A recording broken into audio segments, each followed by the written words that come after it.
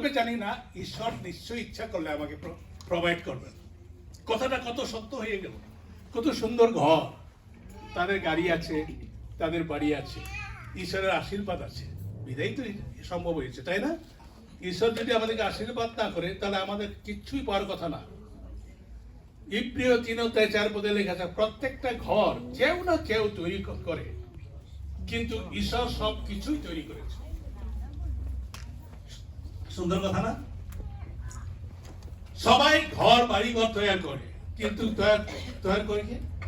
ঈশ্বর তৈরি করে। ঈশ্বর তোমাদের জন্য ঈশ্বরের আরো বড় পরিকল্পনা আছে, জয়ন্ত এবং নীনা।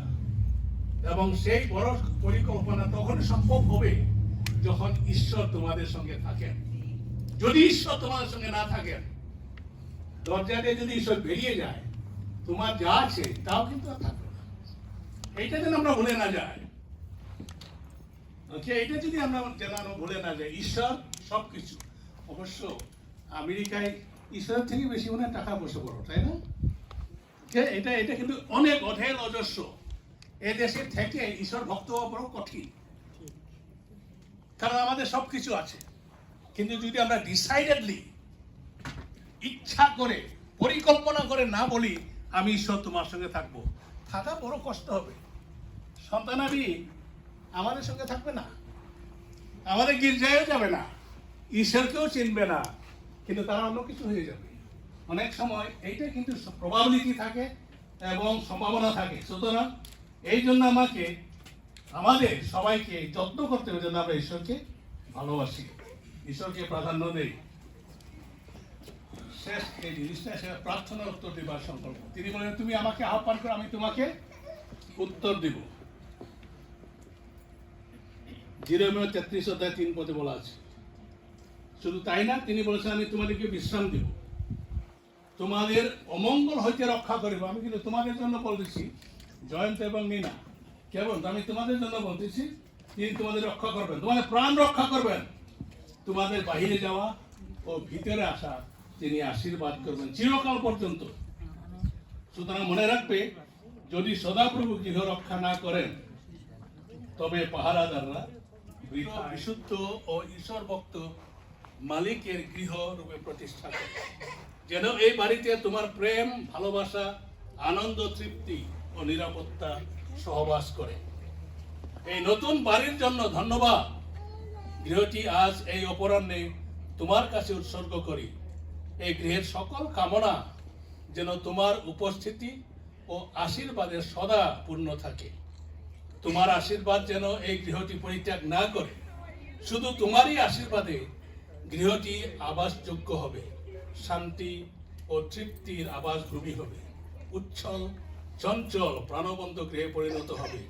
তুমি আমাদের প্রার্থনায় কর্ণপাত করেছ, তাই তোমাকে ধন্যবাদ দিই।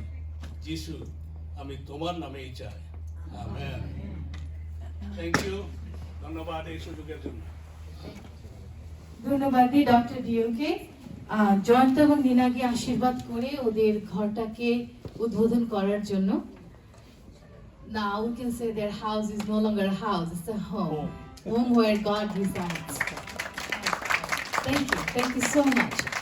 ওনার কাছ থেকে যে আমরা ঈশ্বরের মূল্যবান কথা শুনলাম, এটা শোনার ভাগ্য হয়েছে, এজন্য ধন্যবাদ ঈশ্বরকে। এখন আমরা শেষ গানটা করব। আমি গানটাতে একটু আনন্দ দেখতে চাই। আসলে আমরা যদি পারি, যারা সম্ভব, if we can stand up and then last গানটা করি।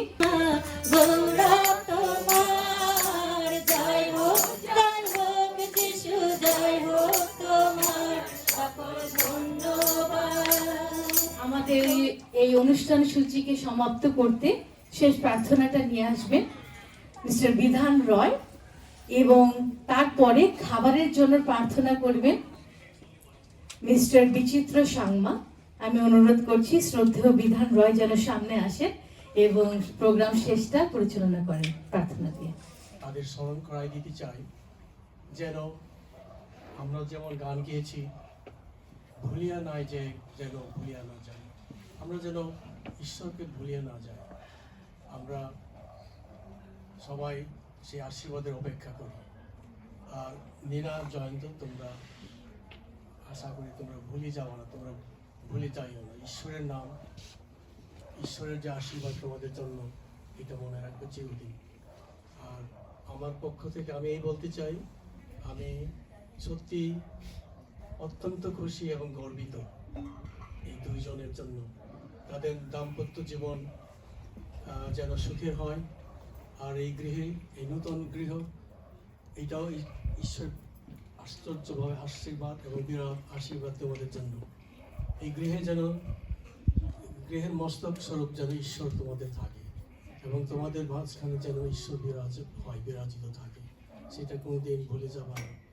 আর আমার পক্ষ থেকে আর আমার স্ত্রীর পক্ষ থেকে তোমাদের দুইজনকে আশীর্বাদ করি, তোমরা ভালো থাকো, দীর্ঘজীবী হও, সুখে থাকো। আচ্ছা, আমরা এখন প্রার্থনায় যাই। চিরমঙ্গলময় আমাদের পরম পিতা ঈশ্বর, তোমার কাছে আমরা আসিয়াছি জয়ন্ত এবং লীলার যে আনন্দ, তাদের যে উৎসব, তাদের যে কৃতজ্ঞতা স্বীকার করার জন্য, যে আমাদের সম্মুখে যে সমস্ত অতিথি এবং সেলিব্রেশন করার জন্য যে আমরা সবাই একত্রিত হয়েছি, ইহা তোমারই আশীর্বাদ। যেন আমরা সবাই প্রার্থনা করি যেন তাদের জীবনে সুখে থাকতে পারে এবং সুখে থাকে। পিতা, তোমারই আশীর্বাদ, এই আশীর্বাদ আমরা যেন ভুলিয়া না যাই, এবং আমাদের জীবনে যেমন তোমার আশীর্বাদ নিয়ে যেন জীবন চলতে পারি এবং তোমার পথে চলতে পারি, সেই আশীর্বাদ তুমি দান করো।